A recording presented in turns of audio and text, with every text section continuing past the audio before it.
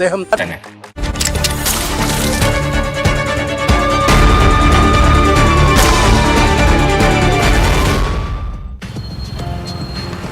മോഷണ കേസിലോ സ്കൂളിലെ സംഘർഷത്തിലോ പിടിക്കപ്പെട്ട് പ്രായപൂർത്തിയാകും മുൻപ് ജുവനൈൽ ജസ്റ്റിസ് ഹോമിൽ കഴിയേണ്ടി വരുന്ന കുട്ടികളുടെ പിൽക്കാല ജീവിതം ആരെങ്കിലും പരിശോധിച്ചിട്ടുണ്ടോ? നമ്മുടെ നാട്ടിലെ പല കുറ്റവാളികളും ഗുണ്ടാ സംഘങ്ങളിലും ലഹരി മാഫിയയിലും എത്തിപ്പെടുന്നത് കൗമാരപ്രായത്തിലാണ്. ജുവനൈൽ ജസ്റ്റിസ് ഹോമിലെ കുട്ടി കുറ്റവാളികളുമായുള്ള കൂട്ടുകെട്ട്, സമൂഹത്തിൻ്റെ ഒറ്റപ്പെടുത്തൽ, ഇതൊക്കെ പിന്നീട് അവരെ ഈ ശൃംഖലയിലേക്ക് എത്തിക്കുന്നതാണ് പതിവ്. ഇന്ന് ഗുണ്ടാ ലഹരി കേസുകളിൽ ഉൾപ്പെടുന്നവരിൽ കൂടുതലും കൗമാരക്കാരാണ്. കൂട്ടുകാർക്കിടയിലെ താരപരിവേഷവും ആവശ്യത്തിന് പണം കയ്യിൽ കിട്ടുന്നതും ഈ മായിക ലോകത്തിലേക്ക് അവരെ ആകർഷിക്കുന്നുണ്ട്. അതിന് സിനിമകൾ പോലും ഒരു കാരണമാകാം. തൃശ്ശൂരിൽ കഴിഞ്ഞ ദിവസം ആവേശം മോഡൽ ഗുണ്ടാ പാർട്ടിയിൽ പങ്കെടുക്കാൻ എത്തിയവരിൽ കൂടുതലും 18 വയസ്സ് പോലും ആകാത്തവരാണ്.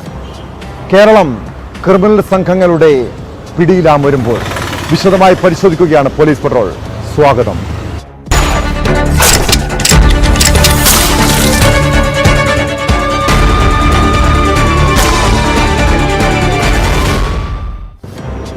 ആവേശം സിനിമയിലെ രംഗണ്ണൻ എന്ന ഫഹദ് ഫാസിലിന്റെ കഥാപാത്രം കുട്ടികളെയും യുവാക്കളെയും വല്ലാതെ സ്വാധീനിച്ചിട്ടുണ്ട്.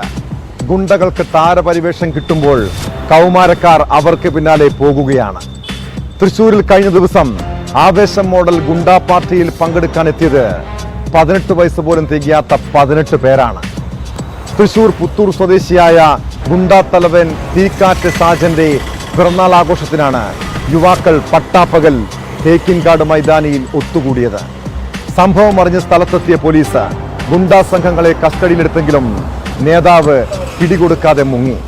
പിന്നാലെ കമ്മീഷണർ ഓഫീസും പോലീസ് സ്റ്റേഷനും ബോംബ് വെച്ച് തകർക്കുമെന്ന ഭീഷണിയും വന്നിട്ടുണ്ട്.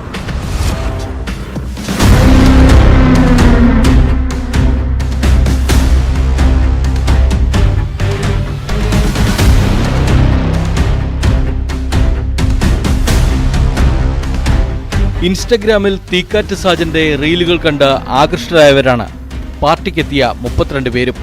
ഇൻസ്റ്റഗ്രാമിൽ ഫോളോവേഴ്സായിരുന്ന യുവാക്കളെ ചേർത്ത തീക്കാറ്റ് സാജൻ പിന്നീട് വാട്സപ്പ് ഗ്രൂപ്പും ഉണ്ടാക്കിയിരുന്നു.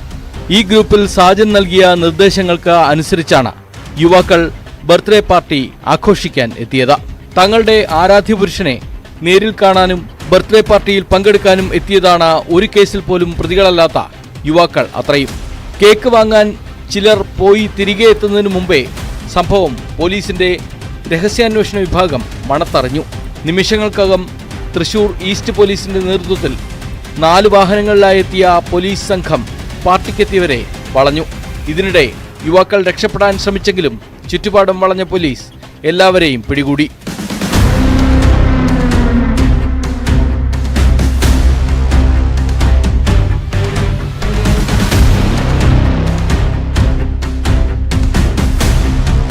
സിനിമാ സ്റ്റൈലിൽ തേക്കിൻകാട് മൈതാനിയിൽ എത്താനുള്ള തയ്യാറെടുപ്പിലായിരുന്നു തീക്കാറ്റ്.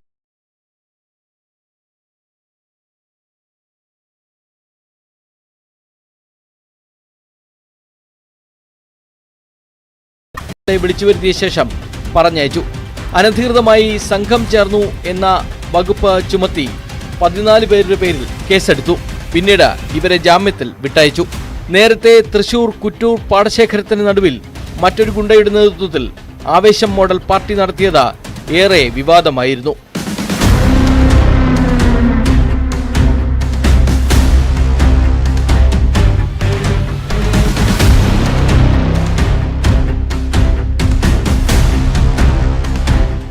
ന്യൂസ് 18 തൃശൂർ.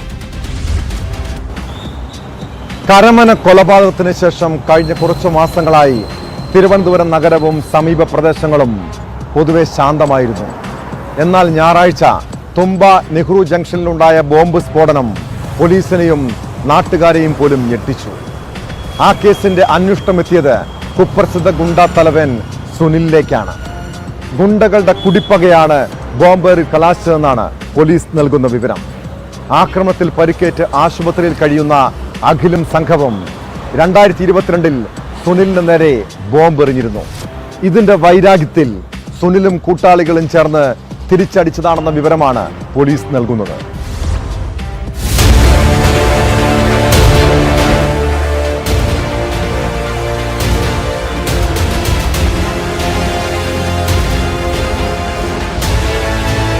തുമ്പ നെഹ്റു ജംഗ്ഷനിൽ ഇന്നലെ ഉണ്ടായ ബോംബാക്രമണത്തിന് പിന്നിൽ ഗുണ്ടകൾ തമ്മിലുള്ള കുടിപ്പകയെന്നാണ് പോലീസിന്റെ കണ്ടെത്തൽ. ഗുണ്ടാത്തലവൻ സുനിലും മറ്റു 3 പേരും ചേർന്നാണ് അഖിലിന് നേരെ ബോംബെറിഞ്ഞത് എന്നാണ് പോലീസിന്റെ എഫ്ഐആറിൽ പറയുന്നത്. ബോംബേറിൽ പരിക്കേറ്റ് ചികിത്സയിൽ കഴിയുന്ന അഖിലും സംഘവും 2022-ൽ മേനംകുളത്ത് വെച്ച് സുനിലിന് നേരെ നാടൻ ബോംബെറിഞ്ഞിരുന്നു. അന്ന് സുനിലിനും സുഹൃത്തിനും സാരമായി പരിക്കേറ്റു. തുടർന്നുള്ള വൈരാഗ്യമാണ് ആക്രമണത്തിന് പിന്നിലെന്നും എഫ്ഐആറിൽ പറയുന്നു. കേസുമായി ബന്ധപ്പെട്ട് ഒരാളെ പോലീസ് ഇന്നലെ അറസ്റ്റ് ചെയ്തു. കഴക്കൂട്ട സ്വദേശിയും നിരവധി കേസുകളിലെ പ്രതിയുമായ ഷെബിനെയാണ് അറസ്റ്റ് ചെയ്തത്. പോലീസ് നടത്തിയ തെരച്ചിലിൽ അക്രമികളെത്തിയ ഒരു സ്കൂട്ടറും 3 നാടൻ ബോംബുകളും കണ്ടെടുത്തു.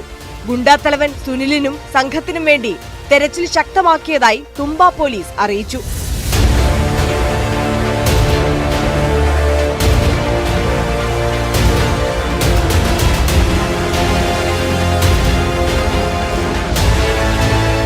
ന്യൂസ് 18 തിരുവനന്തപുരം.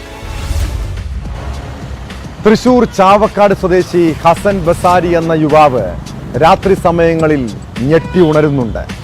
ക്രിമിനൽ സംഘങ്ങളുടെ കൊലവിളിയും ആക്രമണവും ഭീഷണിയും ആ ചെറുപ്പക്കാരനെ ഉറക്കത്തിൽ പോലും ഭയപ്പെടുത്തുന്നു. 2 ആഴ്ച മുൻപ് എടക്കഴിയൂർ കടപ്പുറത്തിന് സമീപമുള്ള കാറ്റാടി മരങ്ങളുടെ കാട്ടിൽ വെച്ച് 10 പേർ ചേർന്നാണ് ഹസനെ ക്രൂരമായി മർദ്ദിച്ചത്. ആക്രമണത്തിൽ ഗുരുതരമായി പരിക്കേറ്റെങ്കിലും പോലീസിൽ പരാതിപ്പെട്ടാൽ കൊല്ലുമെന്ന് പറഞ്ഞതോടെ വീട്ടുകാർ അല്ലാതെ ഇതേക്കുറിച്ച് പുറം ലോകം അറിഞ്ഞില്ല. ഒടുവിൽ താൻ അനുഭവിച്ച നരകയാതനയെക്കുറിച്ച് ഹസൻ തന്നെ വെളിപ്പെടുത്തി.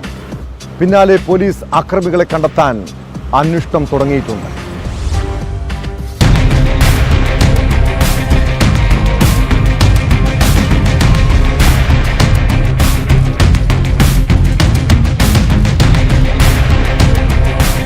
ജൂൺ 25-ന് നടന്ന സംഭവം ഇപ്പോഴാണ് പുറം ലോകം അറിയുന്നത്. നാട്ടുകാരനായ ഒരാളുടെ കീഴിലാണ് ഹസൻ ജോലി ചെയ്തിരുന്നത്. ജോലി ചെയ്തതിന് നൽകാനുള്ള പണം തരാമെന്നു പറഞ്ഞ് കച്ചവട ഉടമ ഹസനെ കടപ്പുറത്തേക്ക് വിളിച്ചു വരുത്തി. ബീച്ചിലെ കാറ്റാടി മരങ്ങളുടെ കാട്ടിൽ കൊണ്ടുപോയി 10 പേരടങ്ങുന്ന സംഘം ക്രൂരമായി മർദ്ദിച്ചു. ആക്രമശേഷം സംഭവം പുറത്തറിയിച്ചാൽ കടലിൽ കെട്ടിത്താഴ്ത്തുമെന്നും സംഘം ഭീഷണിപ്പെടുത്തി.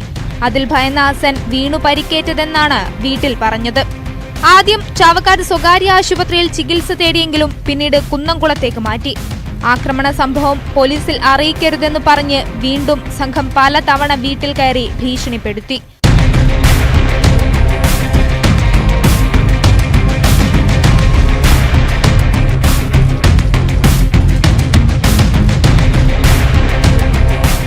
പഞ്ചായത്ത് പ്രസിഡന്റ് ടി വി സുരേന്ദ്രനും സംഘവും ഹസനെ സന്ദർശിച്ചപ്പോഴാണ് യഥാർത്ഥ സംഭവം ഹസൻ വിവരിച്ചത്. ഉടൻ പോലീസിനെ വിവരം അറിയിച്ചു. പോലീസ് തെളിവെടുപ്പിനായി സ്ട്രക്ചറിൽ ഹസനെ കടപ്പുറത്തെത്തിച്ചു. ആക്രമികളുടെ ഫോൺ നമ്പറും ആക്രമിക്കാൻ ഉപയോഗിച്ച ആയുധവും പോലീസ് അന്വേഷിക്കുന്നുണ്ട്. ആക്രമികളെ പിടികൂടാനായി ഊർജിതമായ അന്വേഷണം നടന്നുവരികയാണെന്നും പോലീസ് പറഞ്ഞു.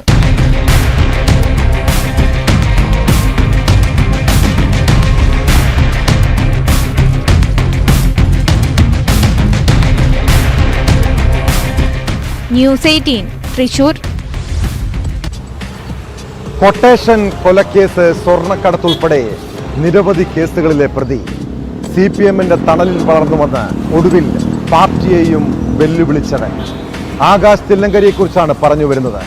പാർട്ടിക്ക് മാത്രമല്ല നാട്ടുകാർക്കും പോലീസിനും ഇയാൾ തലവേദന സൃഷ്ടിക്കുകയാണ്. ഈ രാജ്യത്തെ നിയമങ്ങളെ വെല്ലുവിളിച്ചാണ് ആകാശ് തില്ലങ്കരിയുടെ ജീവിതം. നമ്പർ പ്ലേറ്റ് ഇല്ലാത്ത ജീപ്പിൽ സീറ്റ് ബെൽറ്റ് ധരിക്കാതെ യാത്ര ചെയ്യുന്ന ദൃശ്യമാണ് ഒടുവിൽ പുറത്തു വന്നത്. സംഭവത്തിൽ നടപടി സ്വീകരിക്കുമെന്നാണ് മോട്ടോർ വാഹന വകുപ്പിന്റെ മുന്നറിയിപ്പ്.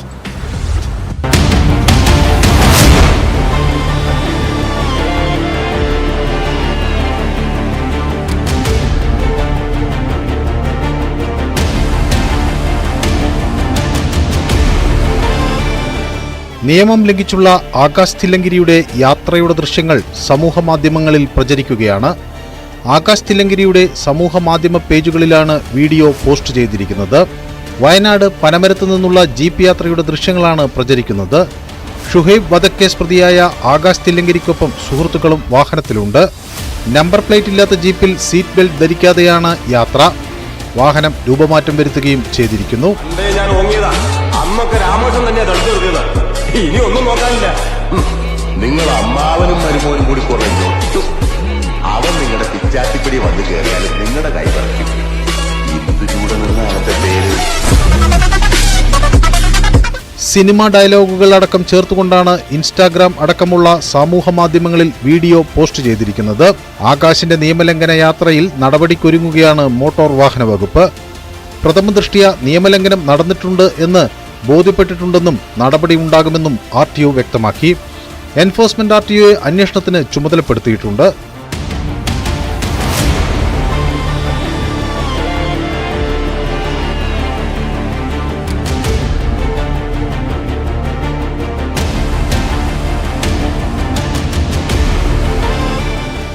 ന്യൂസ് 18 കണ്ണൂർ.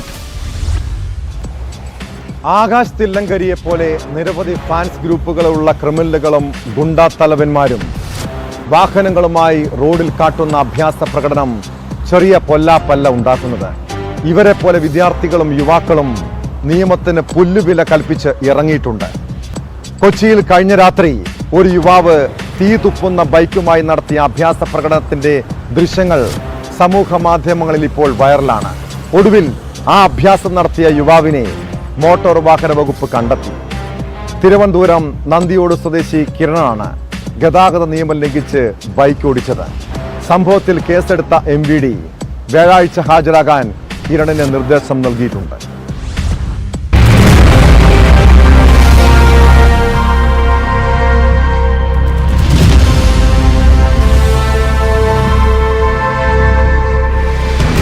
കൊച്ചിയിൽ ഇടപ്പള്ളി കളമശ്ശേരി റോഡിൽ കഴിഞ്ഞയാഴ്ചയാണ് സംഭവമുണ്ടായത്. പിന്നാലെ വന്ന കാർ യാത്രക്കാരനായ കൊച്ചി സ്വദേശി പകർത്തിയ ദൃശ്യങ്ങൾ വൈറലാകുകയും അവ മോട്ടോർ വാഹന വകുപ്പിന് കൈമാറുകയും ചെയ്തിരുന്നു. ഈ ബൈക്ക് യാത്രക്കാരനെ തേടി MVD നടത്തിയ അന്വേഷണമാണ് ഒടുവിൽ തിരുവനന്തപുരം സ്വദേശി കിരൺ ജ്യോതിയിലെത്തിയത്.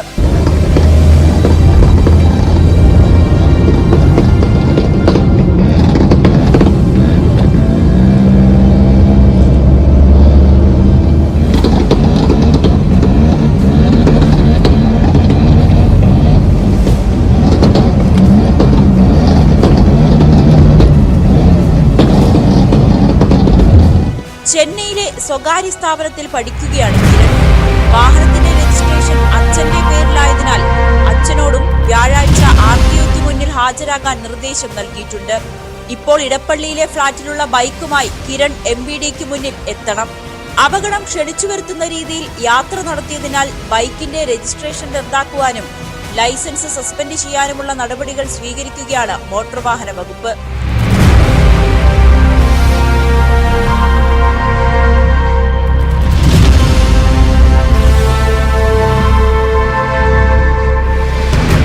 ന്യൂസ് 18 കൊച്ചി. ഭിന്നശേഷിക്കാരന് നേരെ നാട്ടുകാരുടെ ആക്രമണം, പിന്നാലെ പോലീസിന്റെ വക പോക്സോ കേസും. മകൻ നേരിട്ട ക്രൂരതയെക്കുറിച്ച് വിവരിക്കുമ്പോൾ മലപ്പുറം എടക്കരയിലെ ജീവൻ എന്ന ചെറുപ്പക്കാരന്റെ മാതാപിതാക്കളുടെ ഉള്ളു നീറുന്നുണ്ട്. ബാറ്ററി ചാർജ് ചെയ്യാൻ കയറിയ വീട്ടിലെ കുട്ടിയെ കയറി പിടിച്ചുവെന്ന പരാതിയിലാണ് ഭിന്നശേഷിക്കാരനായ ജീവനെതിരെ പോക്സോ വകുപ്പ് പ്രകാരം പോലീസ് കേസെടുത്തത്. നേരത്തെ ജീവനെ ആക്രമിച്ചവർക്കെതിരെയും കേസ് രജിസ്റ്റർ ചെയ്തിരുന്നു. എന്നാൽ ജീവനെതിരായ പരാതി വ്യാജമാണോ എന്ന് പോലീസ് പരിശോധിക്കണം.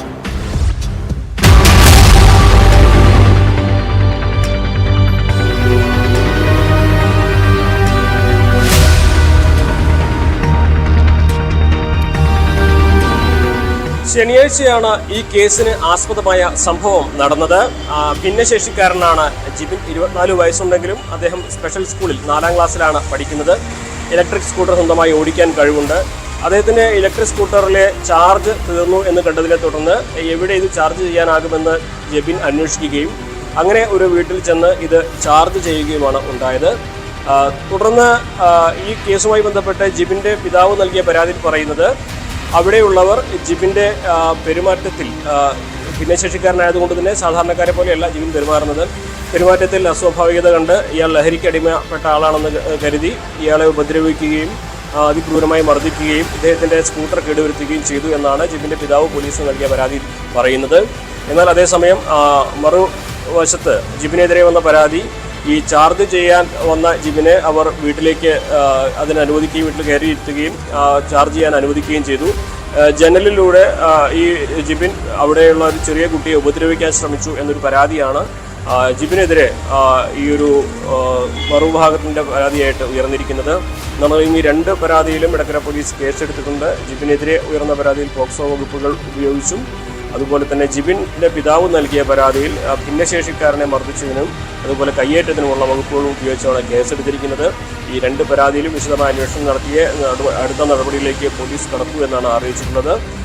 ഈ ജിബിൻ ഭിന്നശേഷിക്കാരനെന്ന് അറിയാതെയാണ് മർദ്ദിച്ചത് എന്നാണ് മറുഭാഗത്തിൻ്റെ ഒരു വിശദീകരണം. അറിയാതെ ഈ ഒരു സംഭവത്തിനെ തുടർന്ന് അറിയാതെ മർദ്ദിച്ചതാണ്, ഭിന്നശേഷിക്കാരൻ അറിയണ്ടായിരുന്നില്ല എന്നൊരു വിശദീകരണമാണ് മർദ്ദിച്ചവർ പറയുന്നത്. പക്ഷേ അതൊക്കെ ഇനി പോലീസിൻ്റെ അന്വേഷണത്തിൽ പെടുന്നതാണ്. അതുപോലെ തന്നെ ഒരു 24-കാരൻ്റെ ബുദ്ധിയോ വളർച്ചയോ ഉണ്ടെന്ന് പറയാൻ കഴിയില്ല. ജിബിന് അത്തരത്തിലൊരാൾ ഒരു പെൺകുട്ടിയെ ഉപദ്രവിച്ചു എന്ന് പറയുന്നത് എത്രമാത്രം നിലനിൽക്കുന്നതാണ് എന്നും അന്വേഷണത്തിലൂടെ മാത്രമേ ബോധ്യപ്പെടാനാവുള്ളൂ. എന്നാണെങ്കിലും ഈ 2 പരാതിയിലും എടക്കര പോലീസ് കേസെടുത്തിട്ടുണ്ട്. തുടർ നടപടികൾ വിശദമായ അന്വേഷണത്തിന് ശേഷമേ കൈക്കൊള്ളൂ എന്നാണ് എടക്കര പോലീസ് അറിയിച്ചിരിക്കുന്നത്.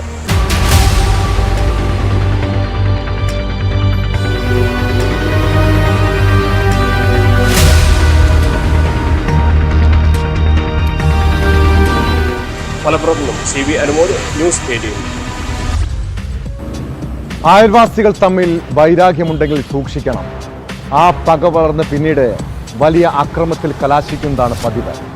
മലപ്പുറം നിലമ്പൂരിൽ യുവാവിനെ വെട്ടിപ്പരിക്കേൽപ്പിച്ചത് അയൽവാസിയാണ്. നിലമ്പൂർ എടക്കര സ്വദേശി നൌഫലിനെ ആക്രമിച്ച കേസിൽ പ്രതി ഷമീൽ ബാബുവിനെ പോലീസ് അറസ്റ്റ് ചെയ്തു. വ്യക്തിവൈരാഗ്യമാണ് ആക്രമണത്തിന് കാരണമായി പറയുന്നത്.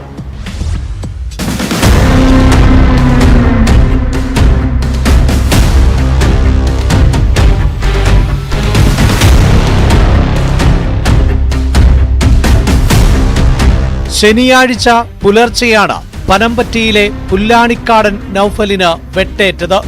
ഇയാളുടെ വീടിന് 200 മീറ്റർ അടുത്തുവെച്ചായിരുന്നു ആക്രമണം ഉണ്ടായത്. പാലാങ്കരയിലുള്ള റബ്ബർ തോട്ടത്തിൽ ടാപ്പിങ്ങിന് ബൈക്കിൽ പോവുകയായിരുന്നു നൌഫൽ. റോഡരികിലെ മതിലിന് മറവിൽ ഇരുന്ന മുഖം മൂടി ധരിച്ച അക്രമി ബൈക്കിനു നേരെ ചാടി വീണ് ആയുധം ഉപയോഗിച്ച് പരിക്കേൽപ്പിക്കുകയായിരുന്നു. നൌഫലിന്റെ കരച്ചിൽ കേട്ട് പരിസരവാസികൾ എത്തിയതോടെ അക്രമി ഓടി മറഞ്ഞു. തുടർന്ന് ഡോഗ് സ്ക്വാഡ് ഉൾപ്പെടെ എത്തിച്ച് പോലീസ് പരിശോധനകൾ നടത്തി.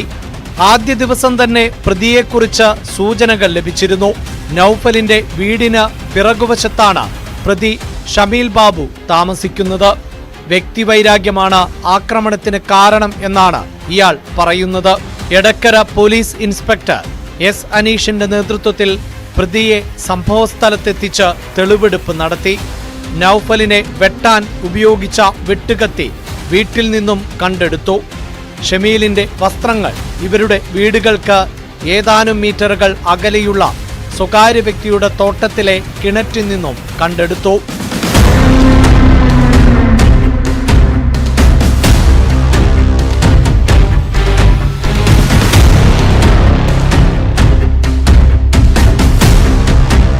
ന്യൂസ് 18 മലപ്പുറം. തൊഴിൽ തേടി മാത്രമല്ല മലയാളികൾ അയൽ സംസ്ഥാനങ്ങളിലേക്ക് പോകുന്നത്.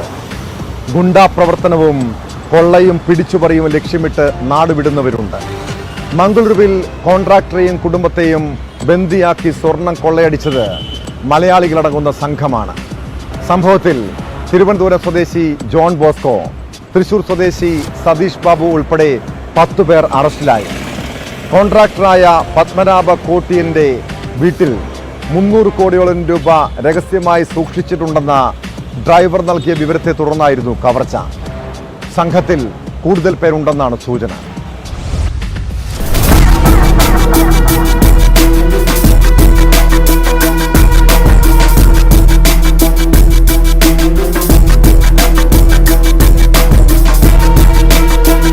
മംഗളൂരു ഉളേബെട്ടുവിലെ കായാർ പതിവ് സ്വദേശി PWD കോൺട്രാക്ടറായ പത്മനാഭ കോട്ടയാന്റെ വീട്ടിൽ മുഖംമൂടി ധരിച്ചെത്തി വീട്ടുകാരെ ബന്ദിയാക്കിയാണ് 9 ലക്ഷം രൂപ വില വരുന്ന സ്വർണവും പണവും കവർന്നത്.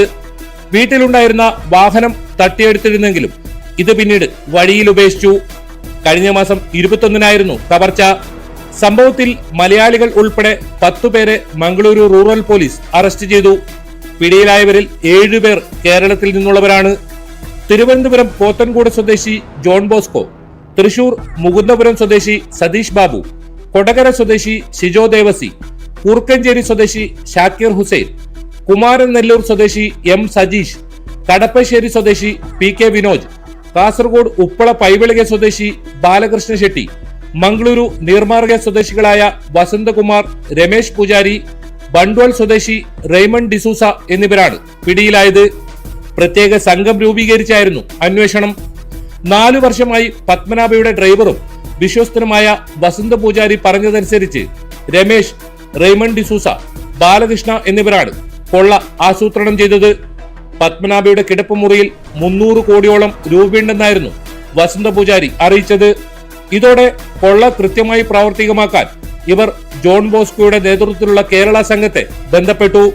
തുടർന്ന് 21-ന് മുഖം മൂടി ധരിച്ചെത്തിയ സംഘം കിടപ്പുമുറിയിലെ ടൈൽസ് പൊളിക്കാനുള്ള ഉപകരണങ്ങളും പണം കൊണ്ടുപോകാനായി 21 ബാഗുകളുമായാണ് എത്തിയത്. പക്ഷേ കിടപ്പുമുറിയിൽ 300 കോടിക്കായി തിരഞ്ഞെങ്കിലും കണ്ടെത്താനായില്ല. ഇതോടെ കിട്ടിയ ആഭരണവും പണവുമായി സംഘം രക്ഷപ്പെടുകയായിരുന്നു.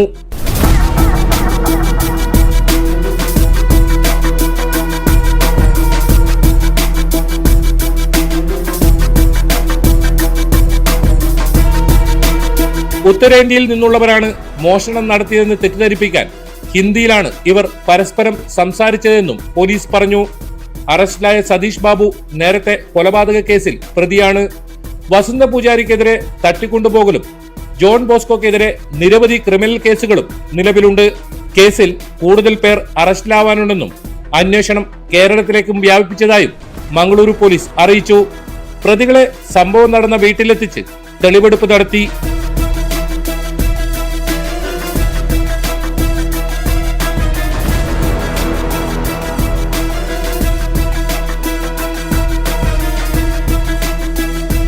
ന്യൂസ് 18 കാസർഗോഡ്. നാട്ടിൽ ഭീതി വിതയ്ക്കുകയാണ് കവർച്ചാ സംഘങ്ങൾ. സ്വർണമോ പണമോ ഉണ്ടെന്ന് കരുതുന്ന ഏതു വീടും അവർ കൊള്ളയടിക്കും. തൃശൂർ കൊരട്ടിയിൽ പുലർച്ചെ വീട്ടിൽ നിന്നും കവർന്നത് 35 പവൻ സ്വർണമാണ്. ചിറങ്ങര സ്വദേശി പ്രകാശന്റെ വീട്ടിൽ എല്ലാവരും ഉറങ്ങിക്കിടക്കുമ്പോഴായിരുന്നു മോഷണം. കേസിൽ പോലീസ് അന്വേഷണം ആരംഭിച്ചിട്ടുണ്ട്.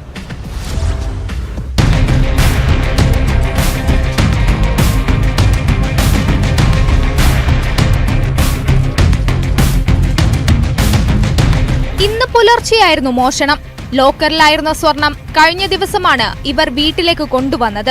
ഈ സ്വർണമണിഞ്ഞ് ബന്ധുവിന്റെ കല്യാണത്തിന് പോയിരുന്നു. തിരികെ എത്തിയ ശേഷം സ്വർണ്ണാഭരണങ്ങൾ വീട്ടിലെ അലമാരയിൽ സൂക്ഷിക്കുകയായിരുന്നു. ഇന്നലെ രാത്രി പ്രകാശനും ഭാര്യയും ഉറങ്ങിയതിനു ശേഷം ഇന്ന് പുലർച്ചെ 2 മണിയോടെ പ്രകാശൻ വെള്ളം കുടിക്കാൻ എണീറ്റപ്പോഴാണ് റൂമിലെ ലൈറ്റ് കത്തിക്കിടക്കുന്നത് ശ്രദ്ധയിൽപ്പെട്ടത്. ഇതോടെ റൂമിലെത്തി പരിശോധിച്ചപ്പോഴാണ് പന്തികേട് തോന്നിയത്.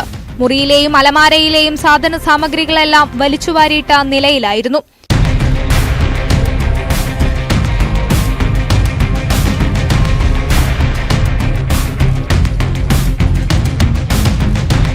ഇതോടെ അലമാര പരിശോധിച്ചപ്പോഴാണ് മോഷണ വിവരം അറിയുന്നത്. മുറിയുടെ ജനൽ കമ്പികൾ തകർത്താണ് മോഷ്ടാക്കൾ കയറിയിട്ടുള്ളത്. വിവരമറിഞ്ഞ് കൊരട്ടി പോലീസ് സ്ഥലത്തെത്തി തെളിവുകൾ ശേഖരിച്ച് CCTV ദൃശ്യങ്ങൾ ഉൾപ്പെടെ കേന്ദ്രീകരിച്ച് അന്വേഷണം ആരംഭിച്ചു.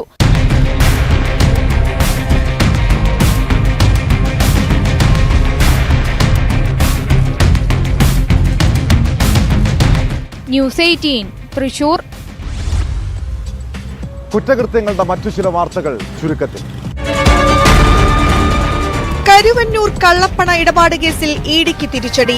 ഇഡി പിടിച്ചെടുത്ത രേഖകൾ ക്രൈംബ്രാഞ്ചിന് വിട്ടുനൽകാൻ ഹൈക്കോടതി ഉത്തരവിട്ടു. 2 മാസത്തിനകം രേഖകളുടെ പരിശോധന പൂർത്തിയാക്കണമെന്നും കോടതി നിർദ്ദേശിച്ചു. തൃശൂർ കൊടുങ്ങല്ലൂർ കോതപ്പറമ്പിൽ അടച്ചിട്ട വീട് കുത്തിത്തുറന്ന് മോഷണം. സ്വർണ്ണാഭരണവും വെള്ളിയുരുപ്പടികളും പണവും കവർന്നു. മഹിളാ കോൺഗ്രസ് തൃശൂർ ജില്ലാ സെക്രട്ടറി CB ജയലക്ഷ്മിയുടെ വീട്ടിലാണ് മോഷണം നടന്നത്. വീട്ടുകാർ സ്ഥലത്തില്ലാത്ത സമയത്തായിരുന്നു സംഭവം. കണ്ണൂർ പയ്യന്നൂരിൽ പള്ളി നേർച്ചപ്പെട്ടി പൊളിക്കുന്നതിനിടെ മോഷ്ടാവ് പിടിയിലായി. നിരവധി മോഷണക്കേസിൽ പ്രതിയായ കാസർഗോഡ് അത്തിക്കടവ് ബ്ലാ സ്വദേശിയായ സി ഹരീഷ് കുമാറിനെയാണ് പയ്യന്നൂർ SI സി സീനത്തും സംഘവും പിടികൂടിയത്. നിരവധി മോഷണ കേസുകളിലും ഇയാൾ പ്രതിയാണ്. തൃശൂരിൽ MDMAയുമായി 2 പേർ പിടിയിൽ. ജാഷിർ, മുബഷിർ എന്നിവരാണ് കസ്റ്റഡിയിലായത്. ജംഷീർ മുൻപും മയക്കുമരുന്ന് കേസുകളിൽ പ്രതിയായിട്ടുണ്ടെന്ന് പോലീസ് അറിയിച്ചു. അനധികൃതമായി മണൽ കടത്തുന്ന വാഹനം തൃത്താലയിൽ പിടികൂടി. 50 ചാക്കുകളിലാണ് മണൽ നിറച്ചിരുന്നത്. പട്രോളിംഗിനിടെ പോലീസ് വാഹനം കണ്ട് വേഗത കൂട്ടിപ്പോകുന്നത് കണ്ട ടാറ്റ സുമോയെ പോലീസ് പിന്തുടരുകയായിരുന്നു. പോലീസ് എത്തിയപ്പോഴേക്കും വാഹനം നിർത്തി ഡ്രൈവർ ഓടി രക്ഷപ്പെട്ടു. വർളിയിൽ അമിതവേഗത്തിൽ എത്തിയ BMW കാർ ഇടിച്ച് 45-കാരി മരിച്ച സംഭവത്തിൽ പ്രതിയെന്ന് സംശയിക്കുന്ന ശിവസേന നേതാവിന്റെ മകൻ ഒളിവിൽ.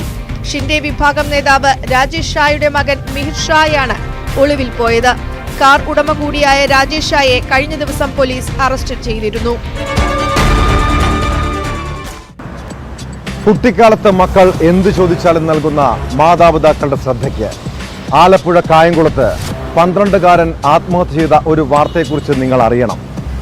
കായംകുളം കണ്ടല്ലൂരിൽ ടിവിയുടെ റിമോട്ട് ചോദിച്ചത് നൽകാത്തതിനെ തുടർന്നാണ് ആദിത്യൻ എന്ന 7ാം ക്ലാസ്സുകാരൻ തൂങ്ങി മരിച്ചത്. അമ്മയോട് റിമോട്ട് ചോദിച്ചതിന് നൽകാത്തതിനെ തുടർന്ന് രാത്രി ഉറങ്ങാൻ കയറിയതാണ് ആദിത്യൻ. ഉച്ചയായിട്ടും വാതിൽ തുറക്കാതിരുന്നതോടെ വീട്ടുകാർ മുറിയുടെ വാതിൽ തള്ളി തുറന്ന് കയറി നോക്കിയപ്പോഴാണ് ജനലിൽ ആദിത്യനെ തൂങ്ങി മരിച്ച നിലയിൽ കണ്ടത്. ഇത് ഒറ്റപ്പെട്ടൊരു സംഭവമായി കാണരുത്. ചെറിയ ആവശ്യങ്ങളുടെ പേരിൽ മക്കൾ വാശി പിടിച്ചാൽ എല്ലാം സാധിച്ചു കൊടുക്കാതിരിക്കുക. കുട്ടികളെ ശിക്ഷിച്ചും തെറ്റ് ബോധ്യപ്പെടുത്തിയും വളർത്തിയാൽ പിന്നീട് ദുഃഖിക്കേണ്ട എന്ന ഓർമ്മപ്പെടുത്തലോടെ ഇന്നത്തെ പോലീസ് പട്രോൾ പൂർണ്ണമാകുന്നു. നമസ്കാരം.